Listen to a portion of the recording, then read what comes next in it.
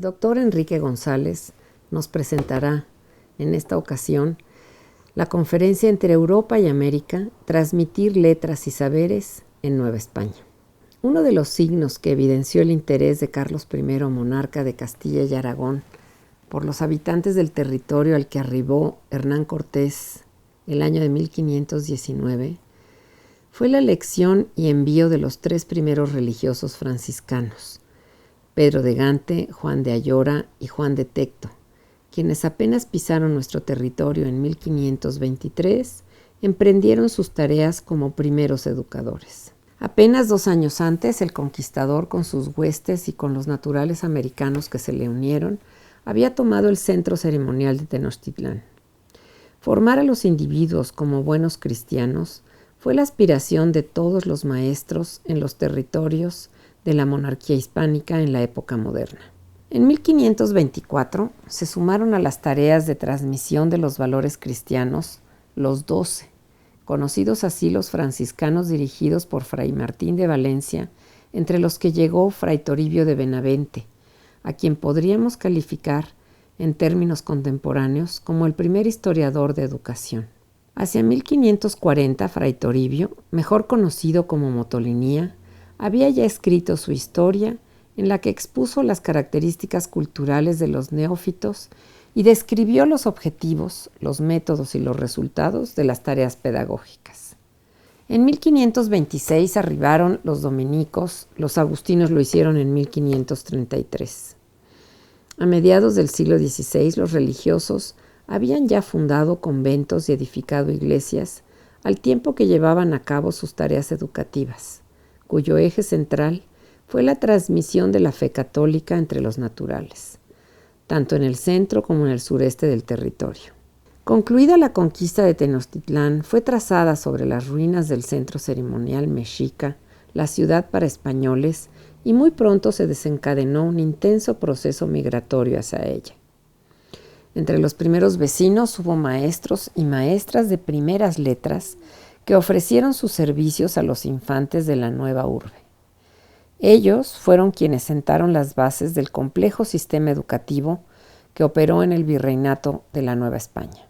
Vino después la apertura de la Real Pontificia Universidad, que abrió sus puertas el año de 1553. Y después, con el arribo de los jesuitas, avanzado ya el año de 1572, se multiplicaron los colegios fundados en las principales ciudades de toda la Nueva España. En consistencia con los dictados del Concilio de Trento, siguieron a estos los seminarios conciliares fundados en cada una de las diócesis. En su conferencia entre Europa y América, Transmitir las letras y saberes de la Nueva España, Enrique González, reconocido por sus rigurosas investigaciones sobre la historia de la educación, nos ofrece luz sobre los objetivos específicos de las instituciones educativas. Lo que nos plantea sobre los colegios jesuitas y otras instituciones fundadas por las órdenes religiosas nos permite dimensionar el magno proyecto de la monarquía por hacer del primero de sus reinos americanos un centro de diseminación de la cultura hispánica. Enrique González advierte las importantes adiciones a este gran proyecto por parte de los monarcas borbones en el siglo XVIII, quienes eligieron a muy selectos hombres de ciencia y experimentados en las artes útiles para que cruzaran el Atlántico con el objetivo de participar, en diálogo con los novohispanos, en la fundación de las instituciones que, acordes a la Ilustración, habrían de irradiarla en la Nueva España. En las últimas décadas del siglo XVIII, los habitantes de la ciudad fueron testigos, y muchos de ellos actores, en la fundación de las Reales Academias de Cirugía y de Bellas Artes, del Jardín Botánico y del Real Colegio de Minería. En esas instituciones se formaron quienes integraron la generación de letrados, artistas y científicos que transitaron del reino de la Nueva España al México como nación independiente. Fueron ellos los artífices que con sus luces fundaron la cultura nacional. Esperemos que esta interesante plática sea del agrado de todos ustedes. Enrique González González es doctor en Historia por la Universidad de Valencia, España. profesor de la Facultad de Filosofía y Letras e investigador de tiempo completo en el Instituto de Investigaciones sobre la Universidad y la Educación de la Universidad Nacional Autónoma de México. Su línea de investigación es la historia de la educación y la cultura. Es autor, coautor o coordinador de 20 libros, 27 artículos en revistas especializadas y más de 110 capítulos de libro de carácter académico en torno a la historia de las universidades, el papel del humanismo renacentista en el Nuevo Mundo y la circulación y la censura de los libros académicos del siglo XVI. Es investigador nacional emérito del Sistema Nacional de Investigadores. Recibió el premio Universidad Nacional en el área de investigación en humanidades. El Instituto Nacional de Antropología e Historia le otorgó el premio Edmundo O'Gorman a la mejor investigación del año en el campo de la historiografía y teoría de la historia por el libro Una República de Lectores, difusión y recepción de la obra de Juan Luis Vives.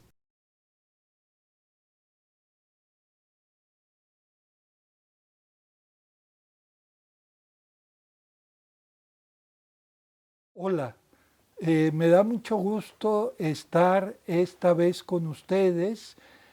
Quiero agradecer primero a los organizadores, a las personas que vinieron a filmar esta conferencia, ya que no pudo ser real, a las personas que me ayudaron en la revisión. Entonces, voy a hablar de la relación entre España y América en torno a la creación de institutos para el cultivo de las letras. Para referirme a esto, creo que hay una palabra clave, y la palabra clave es negociación.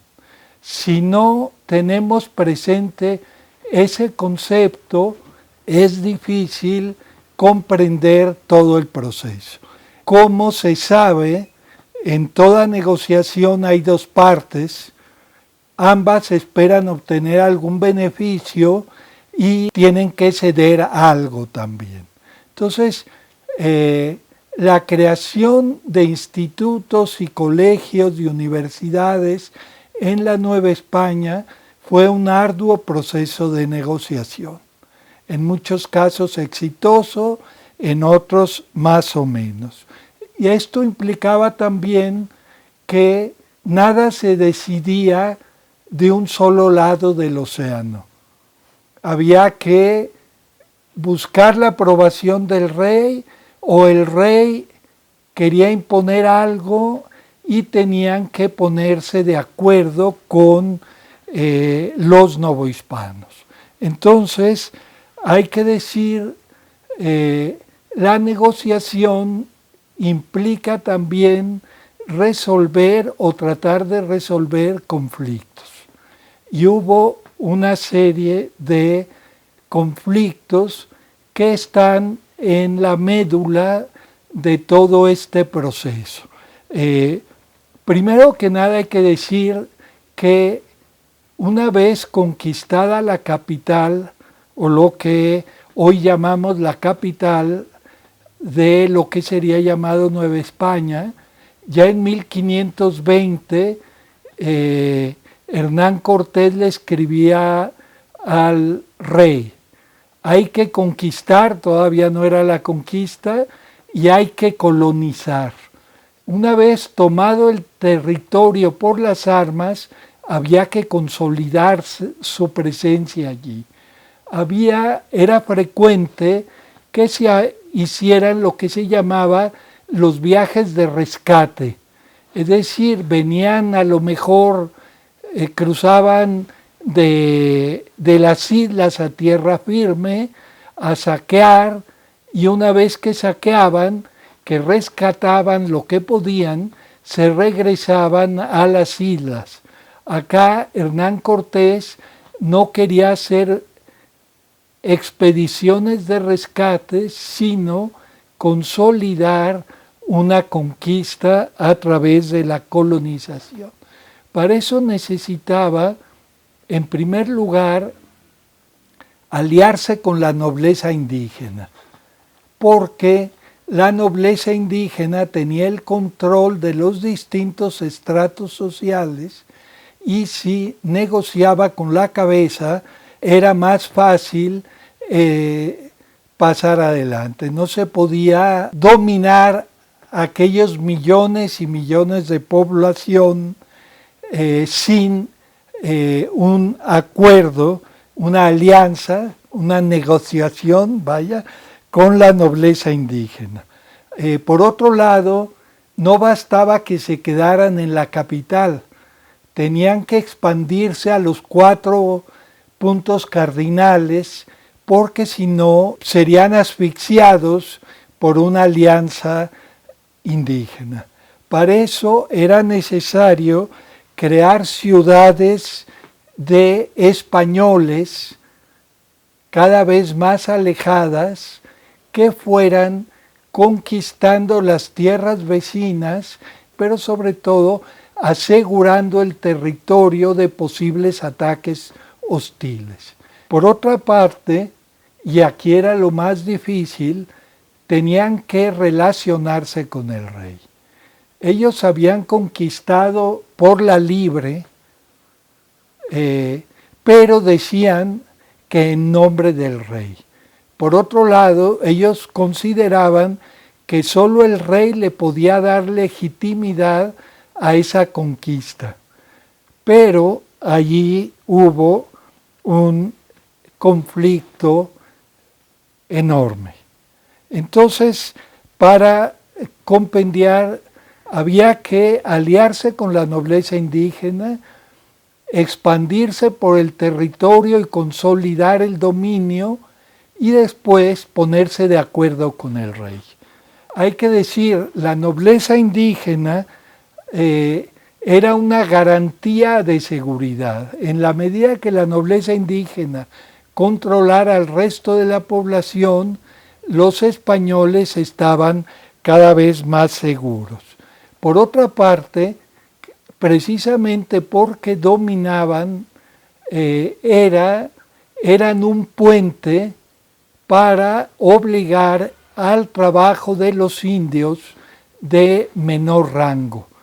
Entonces eran, como se ha dicho, mediadores entre los conquistadores y la población de bajo rango social. Se consideraba que si se lograba evangelizar a la nobleza indígena, ellos se evangelizarían al resto de la población. Entonces, muy pronto se pensó en la conveniencia de dar instrucción especial a la nobleza indígena. Esa instrucción tendría que ser prepararlos para que fuesen más útiles para los conquistadores. No era, como se ha dicho, para darles el mismo rango que a los españoles, tampoco para hacerlos sacerdotes, aunque había unos cuantos que hablaban de crear un clero indígena. Esto quedó muy claro desde un principio, que a los indígenas no se les ordenaría de sacerdotes. Entonces, ¿cuál era la finalidad de la instrucción que se les daría a la nobleza indígena? Primero los encerraban y digo los encerraban porque parece que muchas veces era una operación violenta, en unos cuartos que había en los conventos. Esto empezó en Texcoco y luego en la Ciudad de México. La mejor relación de esos primeros pasos son las cartas de Fray Pedro de Gante a Carlos V, en las que va dando cuenta desde muy temprano de los primeros pasos. Hay que decir que las crónicas religiosas se escribieron a finales del siglo XVI o en el XVII y XVIII, cuando ya no había prácticamente testigos directos de estos primeros años. En cambio, las cartas de Fray Pedro son testimonio de primera mano a medida que iba sucediendo esto. Les enseñaban catecismo, les enseñaban cantos y a leer y escribir. Entonces, cuando vieron que daba buen resultado, con el presidente de la segunda audiencia, se pensó qué pasaría si les enseñamos latín. Y fue cuando se creó el Colegio de Tlatelolco, el colegio que se le llama imperial, pero que su título en realidad era de Santa Cruz de Tlatelolco. Estaba en el patio de lo que todavía no era ni siquiera convento franciscano en Tlatelolco, pero era un colegio real. Es algo que no siempre se tiene presente. Era un colegio del rey administrado por franciscanos. Entonces, en ese colegio real, diversos franciscanos empezaron a enseñarles latín sobre todo. Pero ¿para qué se quería que aprendieran latín? Las lenguas indígenas no tenían alfabeto, ni había manuales de gramática. Entonces, los franciscanos de Tlatelolco pensaron, si nosotros les enseñamos gramática, van a entender cómo una lengua se puede reducir a una estructura gramatical, a una estructura lógica. Entonces, enseñémosle gramática para que ellos, ya que la saben, nos expliquen cuál es la gramática de su lengua. De este modo, hubo una colaboración entre misioneros o entre maestros de Tlatelolco y estos miembros de la nobleza indígena. Hoy conocemos, yo participé en un trabajo de reconstrucción junto con Víctor Gutiérrez de la biblioteca de Tlatelolco. Eran unos 60 libros a mediados del siglo XVI, entre 60 y 80, y gracias a que el colegio era real, lo podían visitar los miembros de la Real Audiencia. Entonces levantaban inventarios y esos inventarios los rescató García y Casbalceta, y comparando los 3 inventarios que se conservan, pudimos ver, este se refiere a este, aquí dan un detallito más. Entonces encontramos que había varios libros de gramática, había diccionarios, había poetas latinos, tanto cristianos como paganos, y había unas cuantas cosas de filosofía y un poco de teología. Hay que decir, prácticamente no había libros en español. Ellos aprendían el español por el uso, no mediante lecciones. Entonces allí aprendían español en su contacto con los misioneros, aprendían latín, y muy pronto hubo indígenas que empezaron a enseñar latín en el mismo colegio. Y hay constancia de que en el colegio de San Juan de Letrán, como por 1560, el maestro de latín era indígena. Hay otro dato importante. Se ha creído que el colegio era para formar clérigos, y como no formó clérigos, fracasó. Pero esto es algo que se tiene que revisar. De hecho, se supone que fracasó cuando Fray Juan de Zumárraga dijo que están más hechos para casarse que para la continencia. Esta frase, pues, posiblemente no querían estar encerrados, querían casarse, se casaban muy jóvenes y ahí los tenían encerrados varios años. esto puede ser. Pero el hecho es que el colegio de ningún modo se acabó. Un inventario de 1568 por allí, y comparando los 3 inventarios, nos dan complementos, revela más bien que había un salón de clases con mesas, había una cátedra, había una pintura de Jesús echando a los mercaderes del templo, posiblemente esta idea de cómo se quería echar a los indios. No sé cuál era el símbolo de ese cuadro. Y por otro lado había un cajón con llave donde estaban los libros. Entonces el inventario de la biblioteca, además nos dice uno de estos inventarios que estamos hablando de casi 1570 o entre 1560 y 1580, 65 becarios pagados con las rentas del colegio. Los profesores ya eran indios y también se pagaban con las rentas del colegio. Por otra parte, había 35 externos más bien 35 internos que pagaban por estar allí, porque no tenían beca. Y aparte, había un profesor que enseñaba a leer y escribir a los niños de Tlatelolco. Es decir, es un colegio en pleno funcionamiento y de hecho lo que llevó a acabar el colegio fue, por un lado, las epidemias, por otro lado, que una vez que los españoles lograron el control del territorio y de la población, ya la nobleza indígena era un problema más que una ayuda.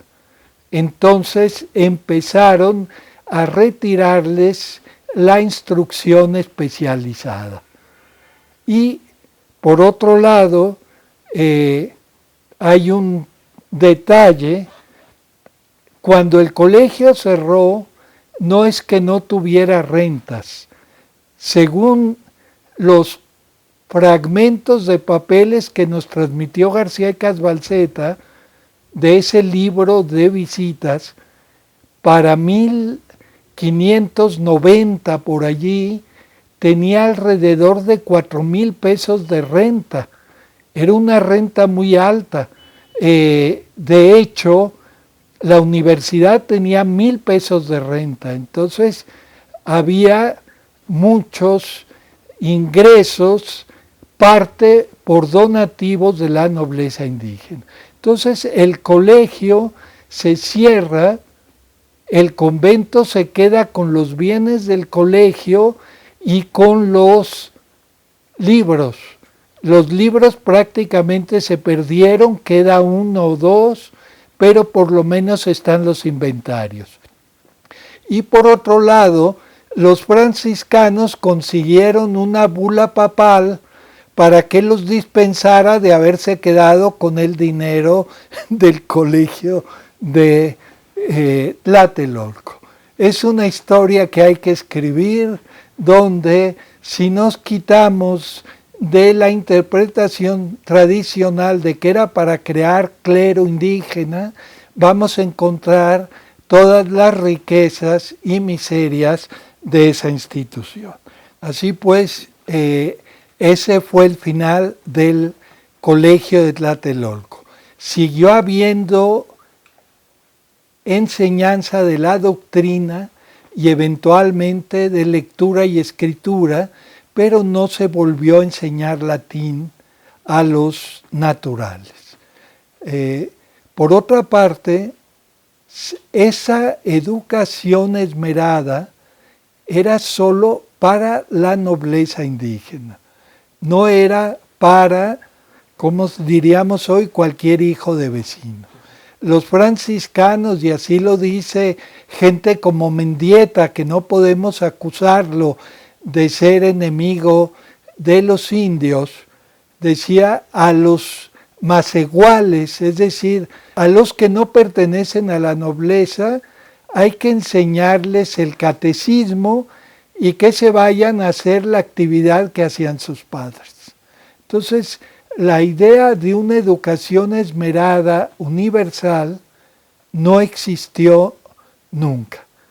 Es más, no existió ni para los españoles ni para los indígenas, menos aún para los esclavos y las castas. La educación literaria era un privilegio de cierto grupo social y en este caso de los descendientes de europeos, y no todos. Si alguien era hijo de un carnicero, era difícil que lo admitieran porque ese era un oficio vil. Había oficios viles y había oficios dignos. Y esto nos llevará a un problema, otro de los problemas. Dejamos entonces que a partir del cierre de Tlatelolco, aunque hubo algunos intentos posteriores, ya el mundo indígena se lo instruyó en el catecismo, pero sin darle formación literaria, prácticamente hasta el siglo XVIII. Entonces, ya no tiene caso hablar más de la educación indígena, salvo en el momento de las reformas. En cuanto a las niñas, también se habló de recogerlas en casas al cuidado de beatas. Beatas eran mujeres laicas que se dedicaban a actividades de beneficencia. Entonces las beatas llegaron a México mandadas por la emperatriz con un montón de cartillas para alfabetizar, y Zumárraga recuerda que como se pusieron casas cerca de la casa del obispo, dice, yo las oigo cantar desde aquí. Entonces se les dio una instrucción, también parece que aprendieron español y a leer y escribir, pero había un problema. El problema era que las beatas eran laicas y decían que ellas obedecían a lo que les parecía bien. Y el obispo no podía tolerar que no se hiciera lo que él mandaba. Entonces dijo, no, mejor que manden monjas. Y entonces empezaron a fundarse conventos. Primero los conventos estaban en una casa aparte y atendían a las niñas, pero lo que querían las monjas entonces y ahora es consolidar sus casas, consolidarse como convento, y empezaron a desatender a las niñas hasta que no las recibieron. Lo mismo ocurrió con el colegio para mestizas, que primero recibieron a una española y al final el reglamento era que no se podía recibir más que a españolas. Entonces, también en el lado femenino desapareció la preocupación por dar una educación especial siquiera a las hijas de los principales. Entonces, queda el mundo de la educación para los españoles. Y hay que decir, ya por los finales de los años 20, llegó un profesor de gramática, Blas de Bustamante. Pero vamos a explicar un poco cuál era la pirámide de la enseñanza. Estaban en primer lugar las primeras letras, entonces como ahora. Había algunas escuelas de primeras letras para varones, pero eran muy pequeñas, a veces las tenía un bachiller, fuese clérigo o no, y había las escuelas para niñas que se llamaban amigas, a donde iba la hermana de Sor Juana, y en esa amiga sí enseñaban a leer y escribir, que fue cuando Sor Juana dice que aprendió oyendo y viendo a su hermana. Pero las amigas no necesariamente enseñaban letras, enseñaban lo que hasta hace poco se decía actividades propias de su sexo, como si el sexo de la mujer fuera coser y bordar. Entonces, nunca hubo instrucción para las mujeres más allá de leer, escribir y contar. Sor Juana misma dice, como ella quería estudiar y quería ir a la universidad disfrazada de hombre y todas estas historias que ella misma cuenta, le pagó a un bachiller para que le enseñara latín. Entonces no era la regla, y en su caso ella tuvo que subsidiar su propia educación. Entonces vayamos a los varones. Los varones aprendían primeras letras con su papá si lo sabían. A veces el papá también enseñaba a las niñas. Después, también en una pequeña escuela privada, a veces algún ayuntamiento ponía escuela de primeras letras, pero no eran ni muy frecuentes, y había también profesores ambulantes que iban a distintas casas contratados para hacerlo. Era indispensable conocer las primeras letras, primero para leer novelas de caballerías, que era una afición sobre todo de las mujeres. También para leer libros de espiritualidad, de devoción, que también tenían una clientela muy selecta entre mujeres. Parece que sí había, al menos en el 16, un gran interés por las primeras letras.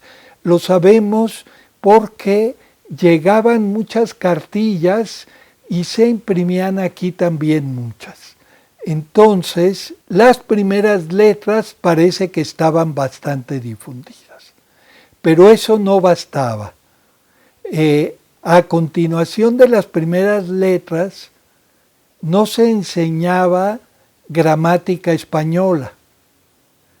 La gramática española de Nebrija se imprimió en 1492 y solo se volvió a imprimir en 1892. O sea que nunca fue un éxito ni un libro, fue un libro que se adelantó a los tiempos. Entonces, esa edición de 1892 la hizo la Real Academia, pero para conmemorar. Entonces la idea era que había que enseñarles latín a los muchachos que sabían primeras letras y querían seguir estudiando. Enseñar latín se decía enseñar gramática. Entonces en la colonia siempre una escuela de gramática es una escuela de latín. ¿Para qué servía el latín?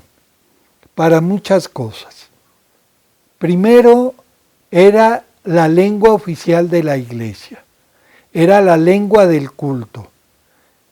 Entonces, el sacerdote tenía que saber un mínimo de latín, al menos para decir Dominus vobiscum, que es lo que los cada vez menos que quedamos, que íbamos a las misas antes del concilio ecuménico, era todo en latín todavía.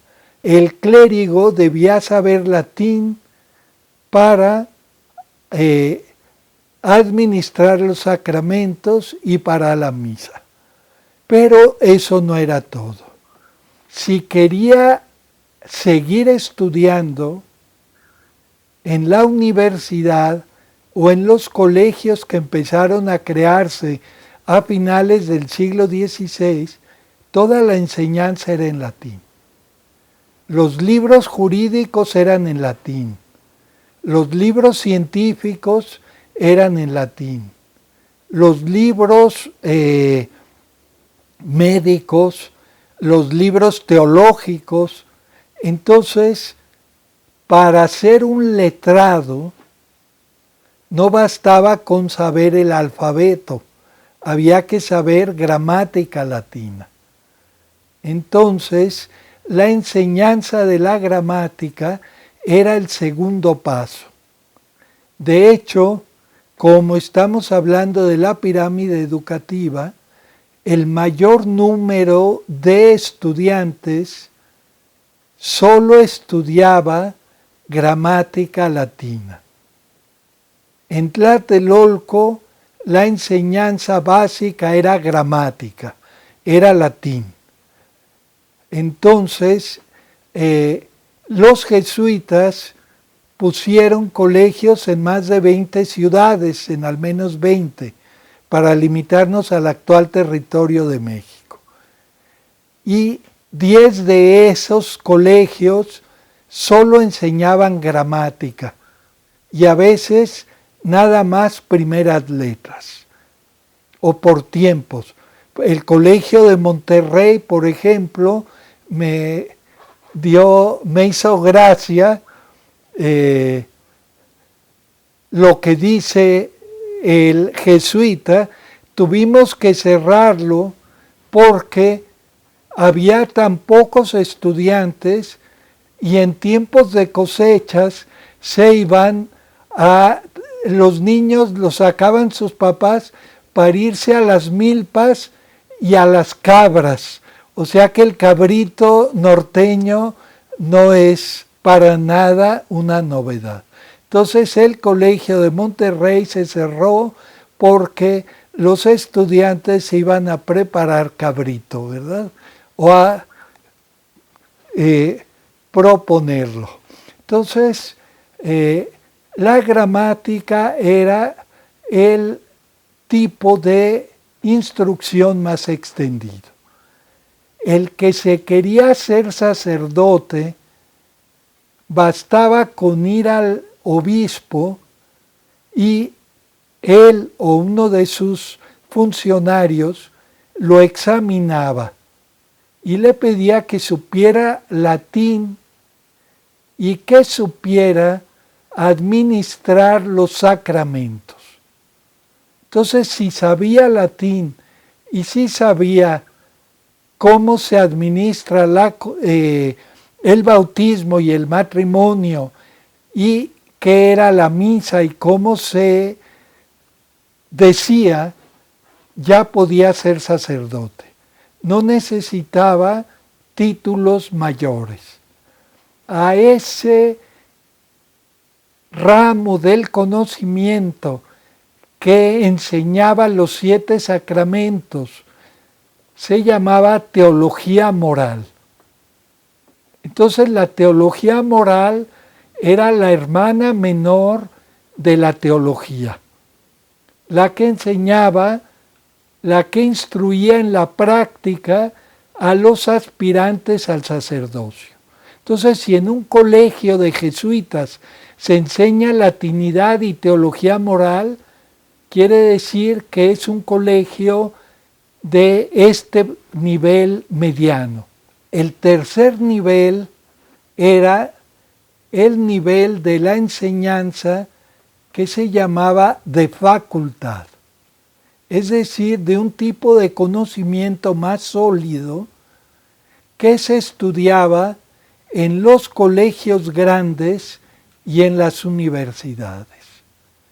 Las universidades enseñaban 5 facultades y estas 5 facultades se inventaron como tales en el siglo XII, antes que nacieran las universidades, y llegaron hasta el siglo XIX.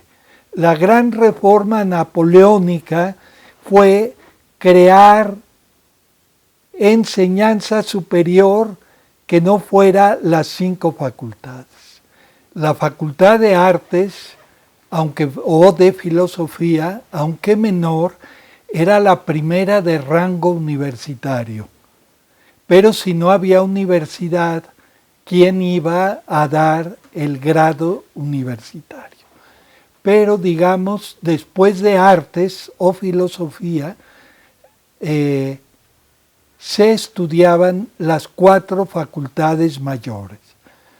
Una era teología dogmática, para distinguirla de la teología moral o teología escolástica. Estaba también el derecho eclesiástico o derecho canónico. Esa era la carrera que más dinero podía proporcionar a los graduados, por la cosa de ejercer en bufetes, ya fuera de tribunales eclesiásticos o de tribunales seglares. Estaba también derecho civil y, por alguna razón, medicina era la facultad de los pobres. Había alguna señora que pedía ayuda al rey porque estaba muy enferma, pero nunca se había rebajado a ir a un hospital.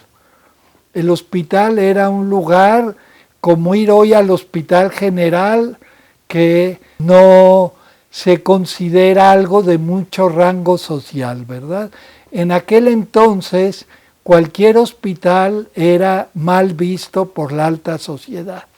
Entonces los médicos eran pues matasanos, un poco más que lo que hoy son los hueseros o cosas así.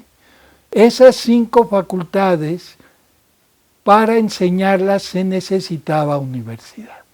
Ya nos hemos referido a los niveles de enseñanza.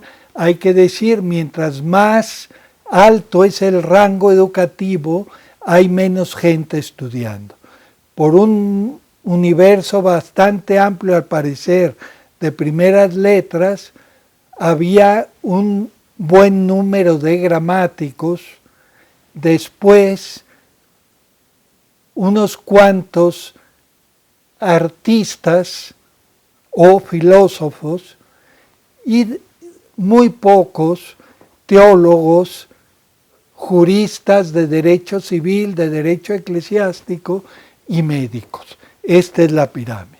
Y a partir de la gramática, una vez que se cerró Tlatelolco, la gramática, las artes y la universidad eran básicamente para los descendientes de españoles.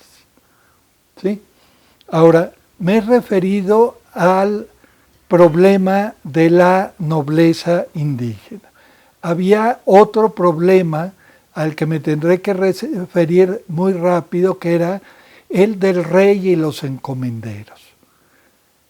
Hernán Cortés dio a los indios en encomienda y el rey exigía que se volvieran tributarios del rey. Pero los indios, para sobrevivir, no podían mantenerse ellos y su familia, mantener a los encomenderos y mantener al rey. Entonces el rey, a partir de las leyes nuevas, ordenó, entre otras medidas, que los indios de los encomenderos, después de la segunda generación, pasarían a tributar solo al rey. Obviamente hubo sublevaciones en Perú, aquí casi las hubo negociaciones, pero ya era la muerte de la encomienda. La encomienda empezó a reducirse, excepto en lugares como Yucatán, que se mantuvo hasta el siglo XIX, pero fue el fin de la encomienda. El rey tenía que ofrecer algo a los que se quedaban sin indios y ofrecer algo a las multitudes que se embarcaban para buscar negocios en el Nuevo Mundo. Decía el virrey Velasco que los que llegaban en desembarcando aquí, todos son marqueses. Entonces, nadie quería hacer trabajo manual, trabajo servil. ¿De qué iban a vivir todos estos señoritos que no querían trabajar en... Y el rey les propuso dos opciones. Darles tierras vacas, decía el rey, pero bastaba con congregar a los indios en un pueblo para que sus tierras originales se declararan legalmente vacas y se pudieran dar a españoles. Les ofrecieron crear haciendas y les ofrecieron cargos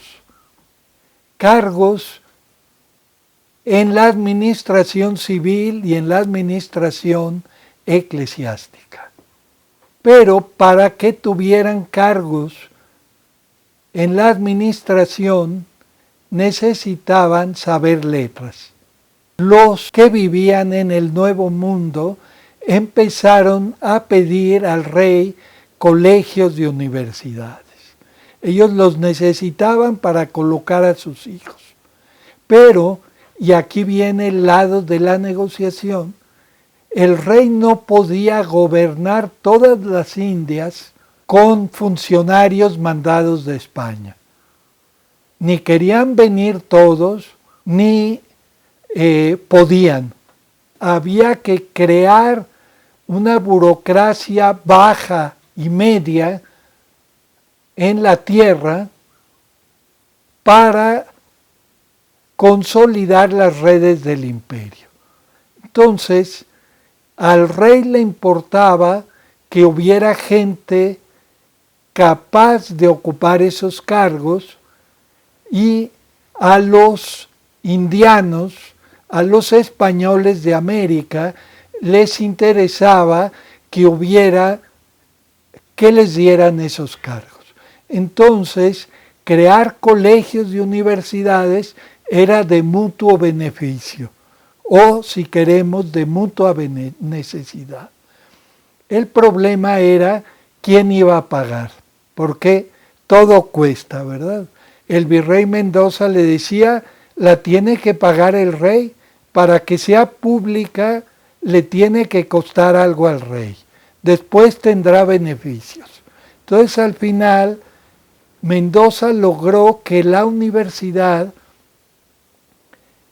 fuera una institución del rey, la Real Universidad, financiada por el rey y gobernada por el rey. Esto le permitía un grado de autonomía porque no dependía ni del arzobispo ni de las órdenes religiosas, dependía del rey. La Real Universidad, mal llamada Real y Pontificia, era una institución del rey, ¿sí? Y era la única, había bula pontificia, que se consiguió 50 años después, pero era una institución en la que el que mandaba era el rey. Y así era vamos a decir, su título oficial, Real Universidad de México. La universidad tenía la capacidad, la facultad de dar grados de bachiller, licenciado y doctor en las 5 facultades. Los grados eran muy importantes para la promoción. Tener nomás gramática habilitaba para curatos muy pobres o para cargos de muy bajo nivel. Pero el que quería prosperar un poco más necesitaba grados universitarios. El más socorrido, porque era el más barato y el que se podía estudiar en distintas partes era el de artes. Estudiaban artes en un colegio de provincia y venían a graduarse a la Universidad de México. La enseñanza de artes era tan solicitada que por ahí en el 19 se creó un dicho que decía: bachiller en artes, burro en todas partes. Pero la universidad conseguía el grado, otorgaba el grado de bachiller y una vez que era alguien bachiller en artes, podía estudiar en las otras 4 facultades. Hay cifras y digamos era de 5-1 estudiar artes o estudiar medicina. Entonces, los grados universitarios servían de varias formas.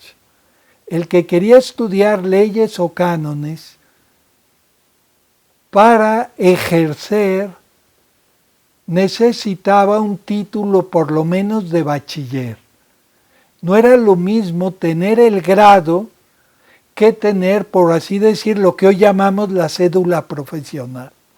El que era bachiller en leyes o en cánones iba a la Real Audiencia y si aprobaba un examen se le declaraba abogado y ya podía ejercer en pleitos. Entonces no era lo mismo ser jurista que ser abogado. Para tener título de abogado era necesario ser por lo menos bachiller. De ahí la importancia de la universidad. ¿Sí? Cuando alguien encuentra que alguien era abogado por la Real Audiencia, no es que tuviera un cargo, sino que tenía el título de abogado concedido por la Real Audiencia porque era bachiller, licenciado o doctor y porque había aprobado el examen. ¿Sí? Ahora, para otros cargos, el Concilio de Trento, que acabó en 1563, ordenó que para ser canónigo u obispo se necesitaba ser licenciado o doctor en universidad aprobada. El que quería cargos más altos tenía que sacar arriba del grado de bachiller. Tenía que hacerse licenciado o doctor. ¿Dónde estudiar los que no podían estudiar en México? En muchos conventos o en los principales conventos de las órdenes religiosas, agustina, franciscana y dominica, había estudios conventuales para formar frailes, para formar jóvenes frailes. Y de favor permitían que hubiera laicos que fueran a las horas de clase y después ellos saber qué hacían con lo que habían aprendido. A partir de 1572 llegaron los jesuitas y los jesuitas, aparte de su destacado currículum, de sus métodos de enseñanza, propiciaron 2 importantísimas novedades. Primera, en sus escuelas podían asistir todos los que quisieran, obviamente siendo blancos, siendo de origen español.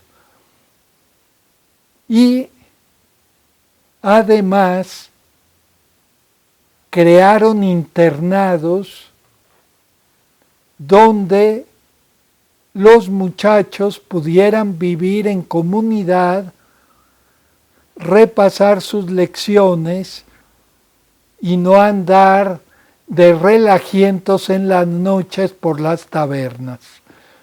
Algo muy de la profesión estudiantil desde la Edad Media hasta el día de hoy, ¿verdad? Crearon colegios internados y aparte abrieron sus escuelas a todo hijo de español que quisiera ir. Tenemos un dato curioso. Balbuena, Bernardo de Balbuena, el de Grandeza Mexicana, espero no estar confundiendo los nombres, cuenta en uno de sus prólogos que él, estudiando, no lo dice, pero era con los jesuitas, participó en un concurso por el Tercer Concilio Provincial Mexicano y había que concursar escribiendo poesías en latín que celebraran el Tercer Concilio Provincial, que fue en 1585-86. Y dice que él ganó el primer premio concursando con otros 300. Sea o no cierto, sea o no una exageración, quiere decir que para 1585 ya era creíble que hubiera 300 gramáticos en la Nueva España. Por algo dice que hay más poetas en México que arenas tiene el río Ganges. De ahí lo cambiaron y alguien dijo que había dicho que más poetas que estiércol. El caso es, había un gran número de jóvenes criollos que podían estudiar gramática y retórica. A partir del siglo XVII, en 10 de los colegios de las principales ciudades de Nueva España. Estos colegios eran el de México, el de Puebla, Oaxaca, Guadalajara, Querétaro, Durango y algún otro. En el resto de los colegios jesuitas solo se enseñaba gramática y no siempre de modo continuo. Había 10 colegios de mayor rango y en todos ellos había o buscaban que hubiera un internado. Y ese internado permitía que estudiantes de provincia o de la ciudad estuviesen, repito, estudiando en casa. Esos internados, esto es muy importante, no eran de los jesuitas. Era igual que Tlatelolco, que no era de los franciscanos. Los internados solían ser del rey. Se ofrecían al rey para que les diera el patronato y los bienes del colegio eran o del mismo colegio o del rey. Mientras que los espacios propiamente jesuitas eran bienes de la compañía. Esta diferencia es fundamental para entender lo que vino a partir de las reformas borbónicas. Las reformas borbónicas trajeron grandes consecuencias para la Nueva España. En el ramo educativo estuvieron precedidas por lo que se llama la secularización de las doctrinas. Las últimas doctrinas de indios que administraban los frailes pasaron al clero secular.